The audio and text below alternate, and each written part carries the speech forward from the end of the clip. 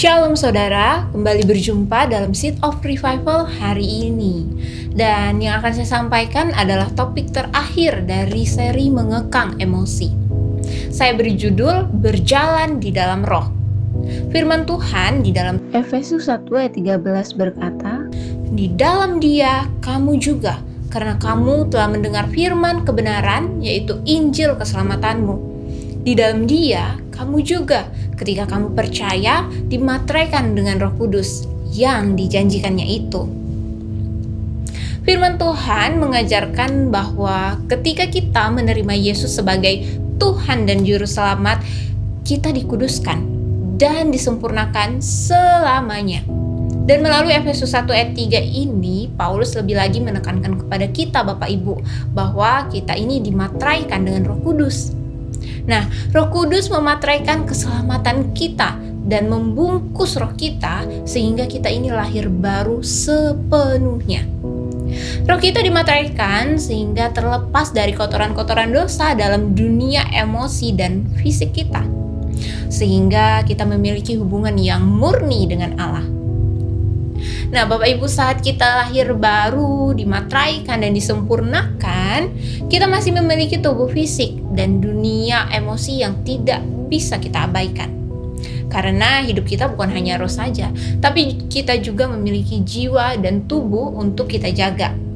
Nah, emosi-emosi kita ada di dalam jiwa. Jadi jika kita memilih untuk hidup di dalam dosa, maka itu artinya kita memberikan akses iblis kepada emosi atau jiwa kita dan tubuh kita, dan berakhir dengan menjalani hidup yang tidak stabil, naik turun, mengalami banyak kekecewaan.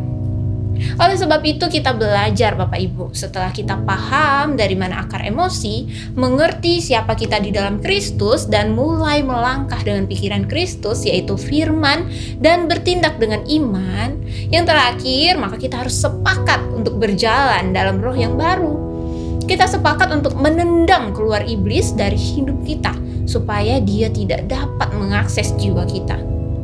Berjalanlah di dalam roh dan hidupilah diri kita yang baru, yaitu hidup yang tidak dikontrol oleh kedagingan dan tipu muslihat iblis. Galatia 5 ayat 16. Berjalan dalam roh bukan berarti berjalan dengan sikap tubuh yang aneh. Kalau lagi jalan ketemu orang bilang haleluya haleluya supaya terlihat lebih kudus. Bukan ya Bapak Ibu ya. Berjalan dalam roh artinya percaya pada apa yang firman Tuhan katakan tentang siapa saya, siapa Bapak Ibu di dalam Kristus tentunya.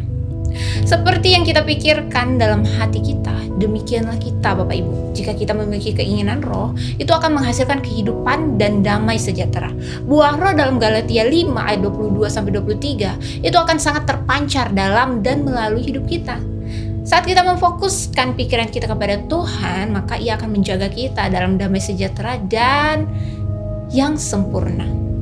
Bapak Ibu, di seri terakhir ini, mari sepakat bersama-sama kita renungkan kebenaran-kebenaran ini sampai kita mendapat gambaran diri yang tepat, yang adalah pewahyuan tentang siapa kita di dalam Kristus. Maka emosi dan tindakan-tindakan kita tidak akan pernah sama lagi Bapak Ibu.